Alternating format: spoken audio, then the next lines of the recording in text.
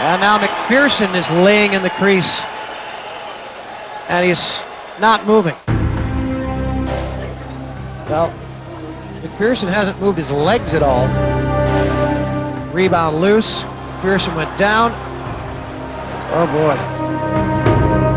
And it's a scary situation at this moment with 14-16 remaining in the second period here at the Bank of America Center, and they immediately go to the backboard for B.J. MacPherson. Toronto native B.J. MacPherson, the inspirational story of his recovery some refer to as a miracle, on this special edition of Maple Leaf America. Double across the line, drop pass Shank, high slot, fires a shot to save, rebound loose, bouncing puck, and it's in the crease. No. Welcome back to Maple Leaf America. I'm on the ice at the Bank of America Center in downtown Boise, Idaho. And it was in this slot area back on May 4th, 2001, that professional hockey player, Toronto native B.J. MacPherson nearly lost his life during a bizarre collision. It was the end of his hockey career and the beginning of a remarkable rehabilitation. And now MacPherson is laying in the crease, and he's not moving. We broke out of our end, and it was a pretty quick break. It was a 3-on-2. I remember I was on the far right side, and I was just getting up to their blue line, and Adam Brzezicki, the defenseman, I guess he was caught flat-footed a little bit. Instead of backing up, he tried to hold me up at the blue line, and I sort of came around one side and tugged him down, and he'd fallen. So it made it into a 3-on-1. And Tim Lovell passes the puck back to Shank, and Shank takes the shot, and I'm going to the net. The shot came by me real fast, and I tried to put the brakes on. Now out comes Lovell. Lovell with MacPherson and Shank. Lovell across the line, drop pass Shank, high slot, fires a shot to save, rebound. And I remember falling, and I remember trying to get up after falling, being completely on my back, lifting my head, and just as I got to there, that's like it was kind of, I didn't lose consciousness, but it was like a quick blackout. I just remember the next thing coming through is rolling back. And that's when I was rolling back, and I saw my hand come up, and I remember looking down around, and then I saw that hand just fall. And I was like, through my mind right away, if you can think anything, right away for some reason I thought, stinger, this got to be a stinger. Just wait a second. And then even before I could think, I got face washed a little bit, and that's just part of hockey. But at that time I was even saying, don't touch me, I'm not moving, don't touch me. I kind of had my head on the ice, and I remember a few guys coming around me and just looking at me. I said, I'm in trouble, and that's when Billy Taylor, the guy who probably really saved my life, the team trainer, he come on the ice, and he was the one that, he set the tone. He was the one that just got me stable, got me in the right position, and wouldn't let anybody touch me, because there was paramedics coming on the ice wanting to pick me up by the shoulder pads and put me on that stretcher. And like he was saying, if I take my hands off my neck, I'm strangling one of you guys. That's the kind of trainer we had, and that's another lucky thing I had. It's Billy Taylor. And then I just remember, at that time, it wasn't long I was on the ice, but it seemed forever. And then I think things like, for some reason, I thought the football player, Paul Bird, I was thinking him, I was thinking Superman, I was thinking Christopher Reeves, and the whole time I'm staring up into the rafters, and it's really killing me, because for the longest time after that, I would kind of have nightmares, but it wasn't a nightmare. I'd always have this feeling I was thinking, and it was the roof of the rink there. I just couldn't get it out of my mind. They started rolling me out of the rink, and by the time I got to about the Zamboni room, where the Zamboni comes out, is when more problems happen, and one of the paramedics asked me a question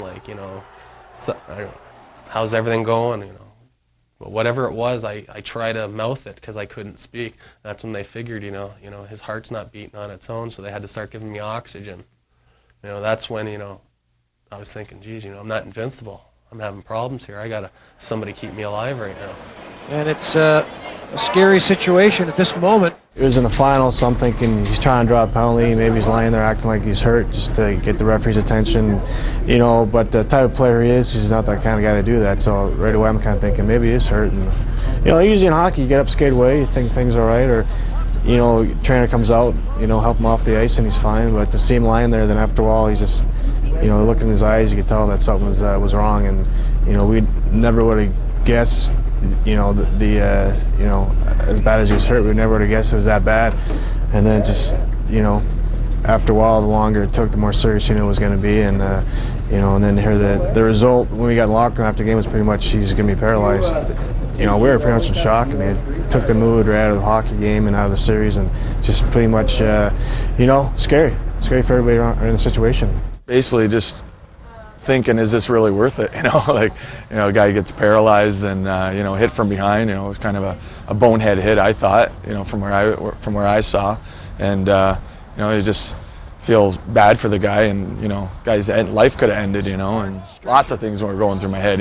Just is this worth it playing for $700 a week, or just crazy stuff. Coming off the ice, it wasn't like, I'm never going to walk again. For some reason, it was like, I'm never going to skate again. It didn't catch in until later that, I'm never even going to walk again. And I just didn't want to think I'm never going to do it. And that's what I was being told. I had a phone call from the hospital, and I just bawled and cried. I couldn't talk on the phone no more. I had to get my daughter from upstairs, and she had to look after the telephone. And we had to make arrangements to get there, and her husband did all that. And I just couldn't. I walked 1,000 miles waiting to get to the airport. Dr. Zimmerman is in Boise. He's at his house, and he's like a huge, spinal cord doctor. He's one of the better guys here in North America. And he's at home, and he said he was like usually in bed sleeping by then, already read his son a book or something. And he said that night after reading his son a book, he went down to the kitchen just to do something. He didn't feel tired. He said it was like he felt it too. This is just he and I talking afterwards about it.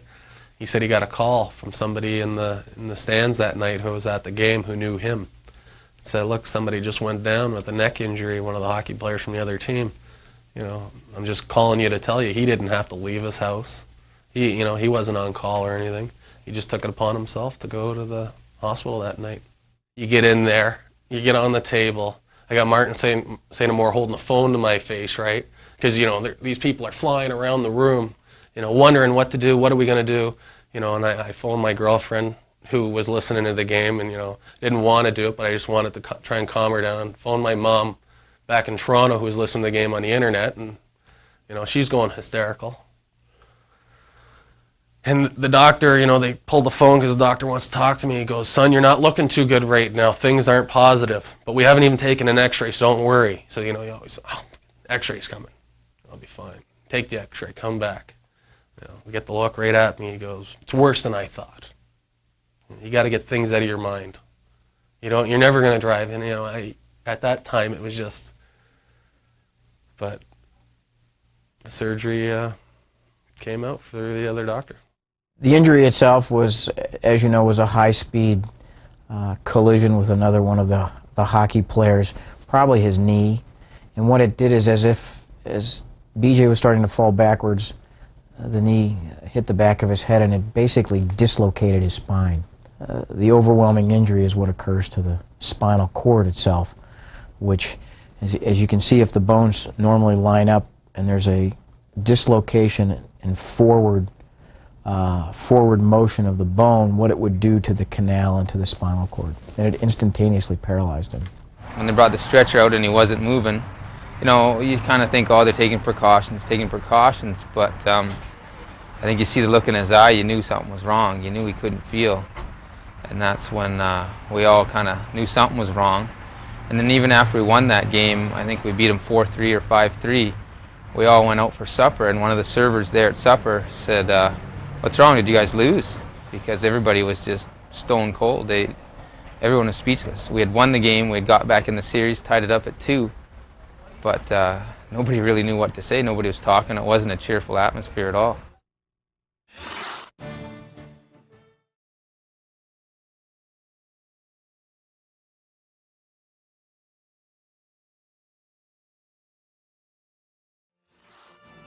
When we return on Maple Leaf America, BJ's remarkable recovery. Welcome back to Maple Leaf America. BJ MacPherson's physical and psychological rehabilitations got underway in earnest at different times. A traumatic medical recovery began first. For the first 3 to 4 days, I was in and out of it because there's too much drugs in me. I was in the same room the whole time. I thought they were moving me from room to room. Then like on day 4 was like one of the days where it was another day where I thought, you know, this is a chance. This, you know, this wasn't in game 7 yet. In day 4 there, one of the head doctors and a nurse come into the room and took my family out and everything, and I guess they let the drugs wear off me. That's when I said, well, when did I come to this room that you're saying? That's the room you've been in. You know, I had the trach in my mouth, which I couldn't talk the whole time. You know, there was eye movements we were doing because I couldn't even drink. Had my mouth just wide open, and I didn't know how far it was down. They come in and they started telling me point blank, and they put a clock in the back of the room, and it was from 30 seconds down. They said, okay, BJ, we're going to pull the trach out of your mouth. You know, and having that thing pulled out of your mouth, it come from like down in my sternum, and just that was just something in itself. They pulled it out, and he said, as soon as it's out, they're going to start the clock. In 30 seconds, if you don't take a breath on your own, we're going to have to make another incision, we're going to have another operation, and that's really, you're not going to have a chance ever again. That'll just stop your chances. You know, and all of a sudden, these people come in, drugs just wear off, and I'm getting hit with this right away. And there is no saying, like, hold on a second. It's just, they're doing it. And just looking at it, because I'm staring right at the clock, 18-second mark. So, because I'm not trying to do it, because I didn't know how to try and breathe. You know, you breathe automatically. All of a sudden, the 18-second mark, I just, the deepest breath, you know, I just double shift for the 3rd time in the game or something. You know, I just, you know, and just before I can get I just started crying because I was so happy. Because they said, like, this is one of the steps to coming back. Then the hockey captain took over. Despite still being in very serious condition, BJ insisted on making it to Game 7 in San Diego. Team owner Ron Hahn provided him transportation and the opportunity. They fly me here, and I get on the tarmac, and ambulance waiting for me, and get in the ambulance and get to the hospital. I get in the hospital at like 3:30. 3 o'clock, 3:30. The owner's there. You know, it's Game 7 that night. The team head doctor, Dr. Rice, and then the 2 big doctors of the hospital. You know, they don't want any Alvarado Hospital. So my mother and I get there, and right away they look and said, you know, there's no way we're letting you go to this game.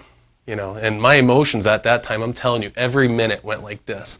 I want to kill myself. Why did this happen? I want to kill that guy. Can't believe this happened to me. I quit, blah, blah, blah. And it would go like that every minute. So I snapped, lost it again, and, you know, that's when the spitting comes, and I'm like, you're not leaving me here. And team doctor and the owner took those guys outside and said, look, we know this guy, and he wants to go, and, you know, maybe this will help him in his recovery. And they said, you know, there's a chance he could die going to the game. I didn't know that at the time or anything, and they said, no, we're not letting you go. The only way you can go is if you sign out. So my mother put a pen in my hand, you know, no use of the hands, and squeezed my hand with the pen and made an X on the paper. Get in the ambulance, drive me right down in front of the locker room, and they open up the doors, and there's tons of people, Game 7. And I remember specifically the people I saw, the people I wanted to see. All like 5 team doctors are there, and they got this chair especially for me. 5 team doctors, they can't even figure out the chair. They tie my legs into it with tape, my arms into it. Because all I wanted was one thing, was to go in the locker room and just show the guys like I was okay and everything. One word, miracle. I mean, miracle, and then the second word would be determination on BJ's part. I think the first sign that he was going to be able to walk again was when he came into the dressing room for Game 7, and he strapped into a chair. The doctor was saying he shouldn't leave the hospital. There he is in a chair, and right before we went out to go on the ice, he kicked his one leg out of the brace. He said, don't worry, boys, I'll be all right. Go win this one. Well, whatever BJ does, he does hard, and he's a guy that he's a fighter, and he wanted to be there for Game 7. I think he went, he didn't go with the doctor's request to stay in the hospital. You know, he wanted to be there for Game 7. And like I said, he's the kind of guy who wanted to be there for the championship and wanted to be there for Game 7. I looked at some guys, and I said what I wanted to say, and I think some guys didn't think I was going to say things like I did, because I wasn't all, you know, nice and rosy to everybody. It's Game 7, you know, who cares after the game we can, you know, about or whatever. They finished talking, and these guys walk out of the locker room like they're flipping by the time they walk out. But just before that, I was saying, you know, like how hard I wanted to be here, and with my right foot, I just showed a movement, and I said, you know, you think that's hard to do? And then I kicked my left one pretty good, and I said, but that's how we got to play today.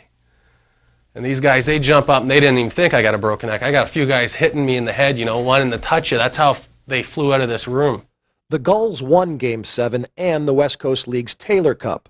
Meanwhile, after addressing the media and returning to the hospital during the game, BJ essentially dropped off the planet. taking an almost secretive approach to his difficult rehabilitation, to eventually come back and surprise everyone. One thing I had every morning, in the hospital in Boise and the hospital here in San Diego, because, what do? You wake up, you're not going to do anything, and all you're there is with yourself, and all I do is think. So every morning I'd wake up and I'd just visualize. I'd go over each body movement, each body part, my ankle, both ankles, my knee, both knees, my hands. And that was the great thing. It was like Christmas every morning after,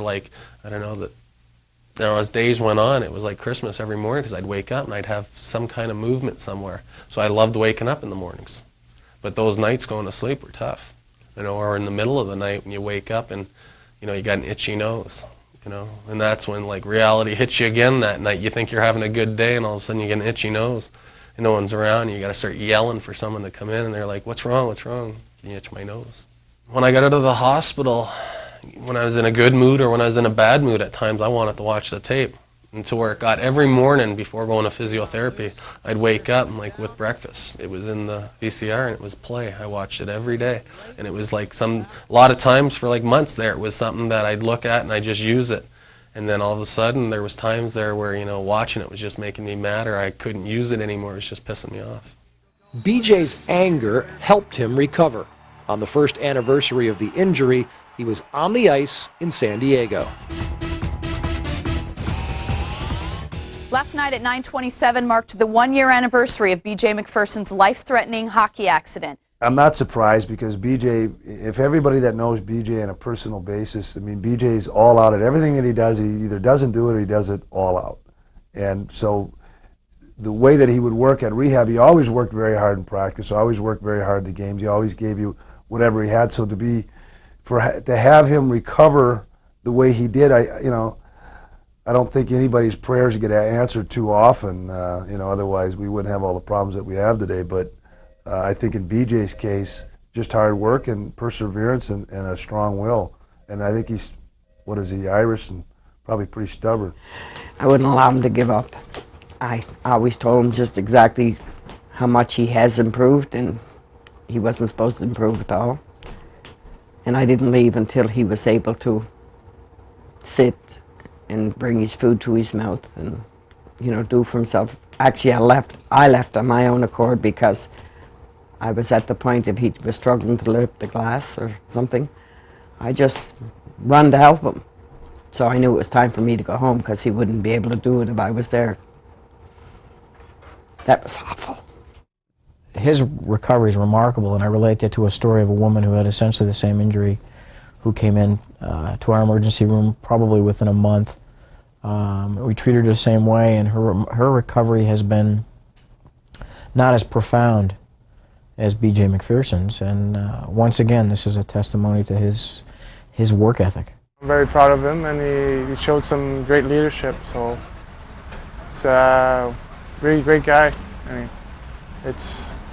I go and I look at him, and then when I struggle sometimes, in my life, I remember those things that he did for us, and it gets me through that.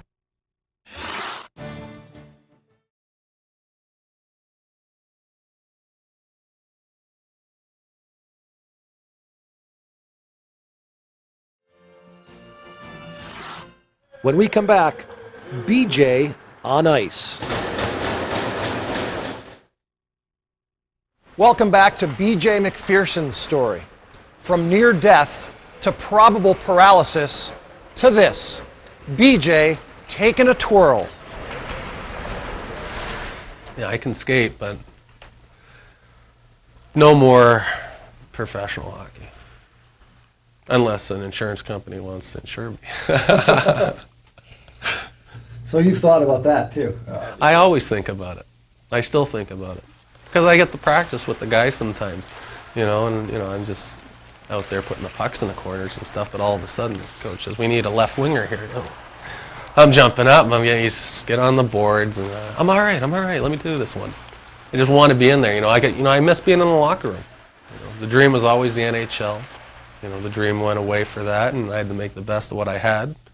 And I loved it. I loved, I've said before, I probably didn't even need to be paid just as long as I can make it day to day just to come to play hockey. way back when I was younger, my brother Fred and I, for I don't know, I guess a couple of drinks one night, we said to each other, if we ever get hurt in some kind of way like that, that we would like put each other out of their misery. And I'm in the hospital here in San Diego, and he phones, and I got phone calls every day from my family.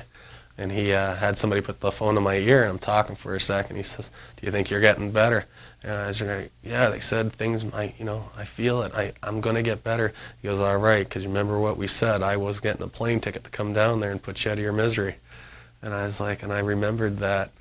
And then I told my girlfriend that, and she said that wouldn't have been good. He'd have killed you. I'd kill him, and she'd be in prison. We were talking about Christopher Reeves and like his desire to live in that condition, and I told him, like, if that ever happens to me, you better come and help me go to sleep. And he said, well, I don't want to live like that either, so like you better help me too. And so we sort of made a deal that if anything like that happened, we would not let a person, suffer for life. BJ would like to marry Angela, his girlfriend of 3 years. He calls her a huge contributor to him getting healthy. BJ takes college courses, does color commentary on the Gulls telecasts, and makes numerous speeches about his ordeal to clubs, hospitals, and sports groups. Meanwhile, his rehabilitation will last a lifetime. I could go through tons of things emotionally. I remember like about 7-8 months after, I'm almost a functioning person 7-8 months later, right? I can fend for myself. That's when it really hit me mentally. Like mentally, it was harder than somebody asked me. The physical stuff must have been just incredible. And I said, it was almost impossible at times. But I said, this emotional stuff now is killing me worse.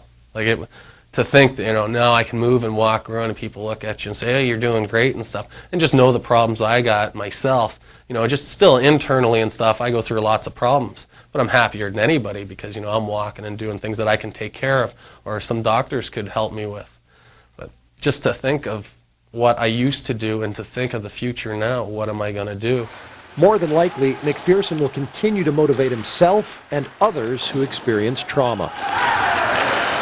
There wasn't one person that told me I'd get back, and usually you have somebody with some kind of knowledge say you got a chance. Nobody ever gave me a chance. He's going to pull through.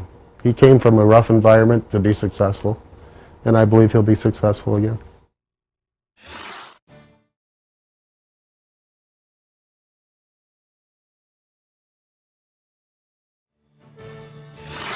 On occasion, a hockey injury ends a career.